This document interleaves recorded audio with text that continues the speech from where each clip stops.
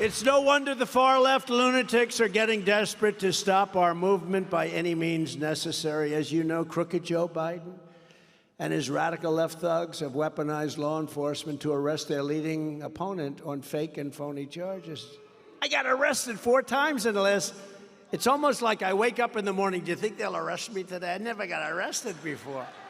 Every time the radical left Democrats, Marxists, communists, and fascists indict me, I consider it a great badge of honor.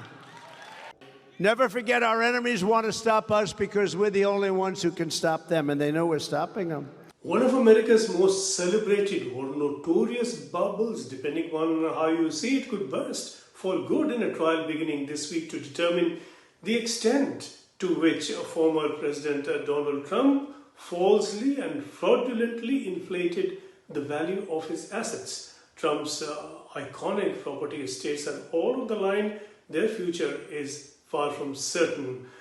That bubble has not finally burst, but it has been pointed out as a bubble, and it is looking very vulnerable. Judge Arthur Engoron in New York ruled last week that the former president, his 2 sons, a number of his companies, senior managers between them got together to overstate the wealth of his real estate to the tune of billions of dollars, and that exaggerated valuation was then used to obtain loans and funds to scale and to advantage, and the real value of the assets against which these loans were taken could never have justified the very high loans that were taken. Engoron called this a fantasy world, but his ruling was that the people who have been defrauded have, of course, been defrauded for real.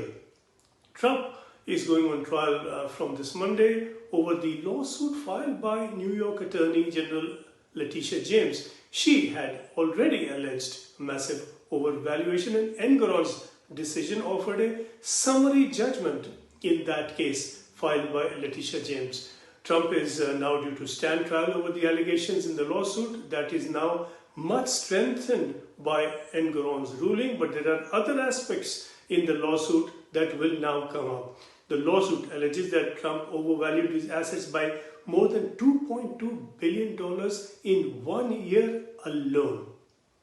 Engoron had ruled that no trial was necessary to determine that Trump's financial statements are fraudulent, but there are other accounts and other allegations of misdoing in Letitia James's lawsuit that will now come up in court, and these will be debated. They will be ruled on. Trump will now have a chance to contest the findings made by Engoron in his partial ruling earlier, and of course to also face up to other related allegations.